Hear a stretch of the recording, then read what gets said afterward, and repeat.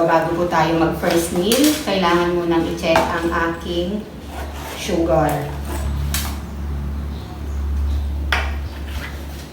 So, ready ko lang po.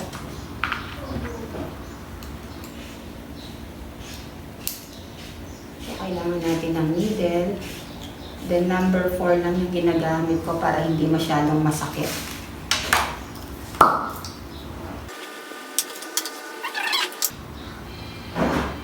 Then yung first blood, kailangan pong i-wipe ng cotton.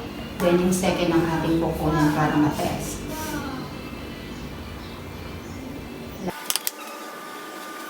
Okay, so 112 po siya. So kapag nag-green, ibig sabihin po is normal yung ating blood sugar. Yehey!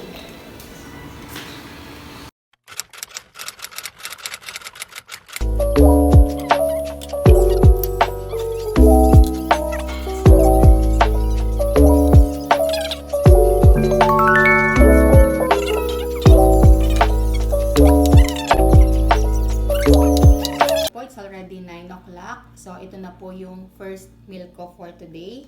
So, ano po ba yung first meal natin? Meron tayong 3 cut ng liempo na pinrito ng aking mister. Then, 2 small egg. And kalahating cut ng avocado. And 7 slices po ng pipino. And of course, meron tayo ditong black coffee. And, syempre, no rice, no rice, no rice. Tara po, kain na tayo! Bakit po tayo naka 9 o'clock ang aking kain? Kasi naka 14 hours fasting po tayo. So, ang last meal ko po kagabi is 7 p.m. So, para makuha ko yung 14 hours fasting, so 9 o'clock po dapat ang first meal ko. Kaya 9 o'clock ang aking kain ngayon.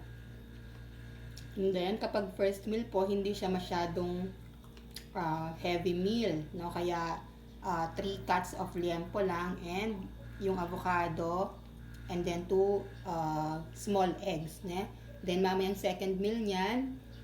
So, after 4 hours, nun pa lang po yung second meal ko. So, that would be 1 o'clock p.m. na po.